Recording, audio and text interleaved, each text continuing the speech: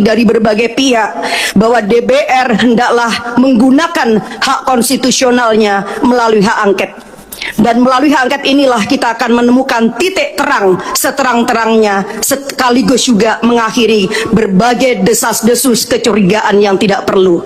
Kita hanya ingin bahwa demokrasi yang kita lahirkan dengan air mata, berdarah-darah, dan bahkan nyawa yang begitu banyak dikorbankan pada tahun 98 tidak berakhir dengan sia-sia.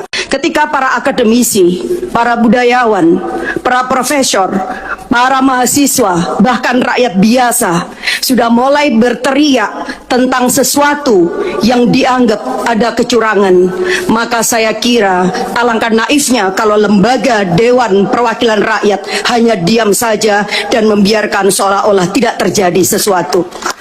Tanggung jawab moral dan politik kita hari ini adalah mendengarkan suara yang sudah diteriakkan ataupun